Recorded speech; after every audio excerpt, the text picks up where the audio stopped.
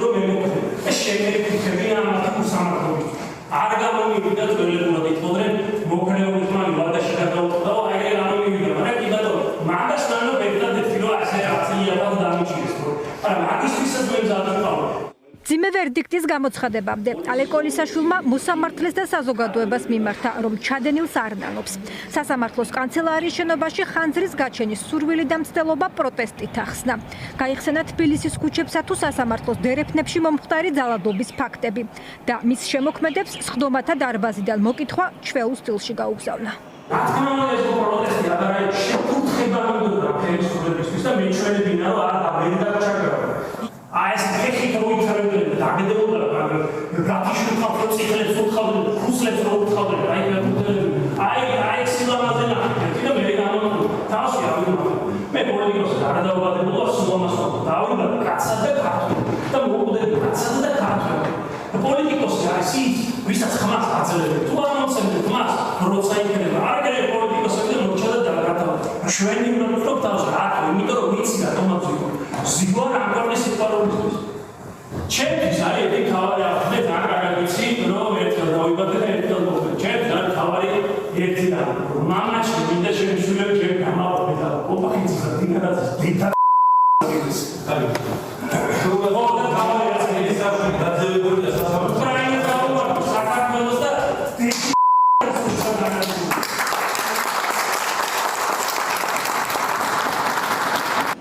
ირაკლი კობახიძის, მამუკა მდინარაძის და რუსეთის გინების გამო მოსამართლემ ბრალდებული პოლიტიკოსი დარბაზიდან გააძევა.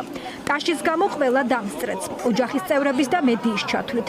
განაჩენი ცოლმა და შვილებმა სასამართლოს ეზოში შეიტყვეს. პოლიტიკოსის ნათესავები და თანაპარტიელები გამამტყუნებელ ვერდიქტს მშვიდად შეხვდნენ, რადგან ყველა ელოდა. თუმცა მოულოდნელი 13 წლიანი მსჯავრი აღმოჩნდა. ქართული ოცნების ხელისუფლების პირობებში გასამართლებულ პოლიტიკოსებს შორის ამ სიმძიმის საპატიმრო სასჯელი აქამდე არავისთვის განუსაზღვრავთ. რუსეთის ხელისუფლებაც კი ელისაშვილის მიმართ გაცილებით ლმობიერი აღმოჩნდა, რომელმაც უკრაინის მხარეს ბრძოლის გამო მას 6 წლიანი პატიმრობა მიუსაჯა. ეს იყო ქართული ოცნების დავალების შესრულება, როგორც თითქმის ყველა პროცესი, რაც იმართება ამ სასამართლოში.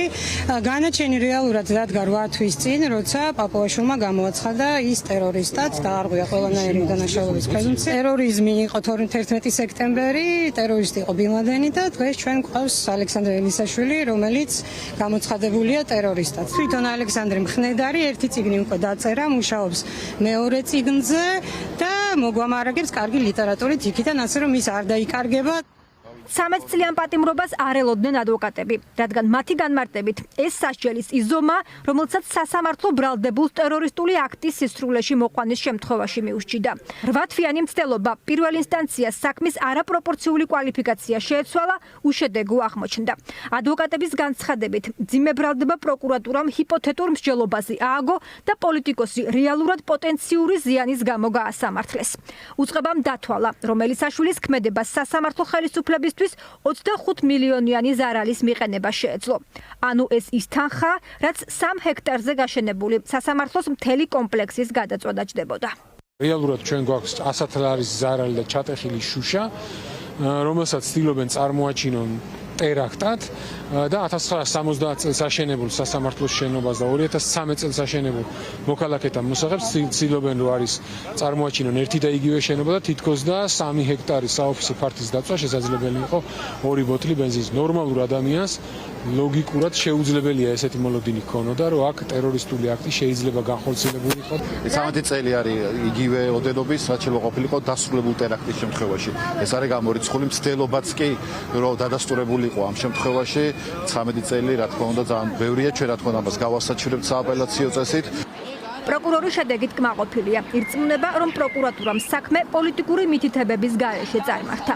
მიუხედავად იმისა, რომ საქმეს ტერორიზმის კვალიფიკაცია უწყება მას შემდეგ მიანიჭა, რაც ამის შესახებ საჯარო პოლიტიკური განცხადებები ჯერ ქართული ოცნების ლიდერებმა გააკეთეს.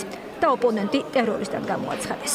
დავადასტურეთ გონიურობის მიღმა სტანდარტით ის, რომ ალექსანდრე ელისაშვილმა ჩაიდინა ტერორისტული აქტის მცდელობა. სასამართლომ შეაფასა ის, რომ ბრალდებულის ქმედება ცალსახადად იყო ტერორისტული აქტის მცდელობა და მას გააჩნდა ტერორისტული მიზანი. სასჯელი, რომელიც მას განესაზღვრა 13 წლით თავისუფლების აღკვეთა, იყო რელევანტური მის ქმედებასთან, ასევე მინიმუმთან დაკავშირებით ისაუბრა იმ კონტექსტში, რომ ბრალდებულმა ვინაიდან აღნიშნულ სხდომაზე მისი განმარტებებით, ასევე ქცევით, ასევე არც ერთ ეტაპზე ქმედების არ აღიარებით და მონანიების ასე ვთქვათ, არ ქონით, ფაქტობრივად ვერ დაიმსახურა ის, რომ მინიმუმი ყოფილიყო მის მიმართ განსაზღვრული სასჯელი. ალეკო ელისაშვილი თბილისის საქალაქო სასამართლოს კანცელარიის შენობაში 29 ნოემბერს შეიჭრა. ნივთებზე საწვავი გადაასხა. რა დროსაც ის მანდატურებმა შენიშნეს, რამდენიმე წუთში პოლიტიკოსი დააკავეს, ფიზიკურად გაუსწორდნენ და პოლიციას გადასცეს. თავდაპირველად საქმე სხვისი ნივთის განზრახ დაზიანების მუხლით დაიწყო, შემდეგ კი ტერორიზმის მცდელობად გადაკვალიფიცირდა. ეს გარემოება ელისაშვილის პოლიტიკური ოპონენტებისთვის საქმის პოლიტიკურ მოტივაციას ამტკიცებს, რომ ის ქართული ოცნების და პირადად მამუკა მდინარაძის შურისძიების სამიზნეა. ამით ხსნიან კიდევ ერთ ფაქტს, რომ 8 თვეა პოლიტიკოსი ოცნების მთავრობას ყველაზე მკაცრი რეჟიმის რუსთავის მე-6 ციხეში ჰყავს. ყველაზე საშიში დამნაშავეების გვერდით. მას აკრძალული აქვს კომუნიკაცია ოჯახთან. ჩვენ გვახსოვს, რომ ალეკო ელისაშვილის საქმეზე მუხლი დამძიმდა ქართული ოცნების ჩინოვნიკების მითითებით პირდაპირ სატელევიზიო ეთერებიდან და დღეს უკვე ვიხილეთ გადაწყვეტილება მიღებული პირდაპირ პრემიერ-მინისტრის მითითებით. გამოვიდა დილით ირაკლი კობახიძე, გამოაცხადა, რომ ეს იყო ტერორისტული საქმე, ალეკო ელისაშვილი იყო ტერორისტი და დაისჯებოდა როგორც ტერორისტი და ჩვენ ნახეთ მიღებული გადაწყვეტილება და 13 წელი მისჯილი. არანაირი სასამართლო საქართველოში არ არსებობს, არც ერთი დამოუკიდებელი ინსტიტუტი ჩვენს ქვეყანაში აღარ არსებობს. ეს ქვეყანა გადაგცემული ბიძინას პოსტნად და ყველაფერი ხდება ისე როგორც სურს ბიძინას, ერთ პარანოიდ ადამიანს, რუსეთის დავალებით მართულ პარანოიდ ადამიანს. ელისაშვილს მის ადვოკატებს, ოჯახის წევრებს და თანაპარტიელებს ეჭვი არ ეპარებათ, რომ ოპოზიციონერი პოლიტიკოსი პარლამენტში მომხდარ ამ ინციდენტს ეწირება. ფიქრობენ, ამით არც დასრულდება, რადგან მის წინააღმდეგ იდენტური მუხლის კიდევ ერთი საქმე მიმდინარეობს. სასამართლოს არქივის ოთახის დაწვა, გაცილებით ძველი, თუმცა სრულიად უცნობი საქმე იყო, სანამ ისიც ალეკო ელისაშვილს არ მიაწერეს. პირველისგან განსხვავებით, ამ ეპიზოდს პოლიტიკოსი კატეგორიულად უარყოფს. ტერორიზმის ეს საქმეც 10-დან 15 წლამდე პატიმრობას ითვალისწინებს.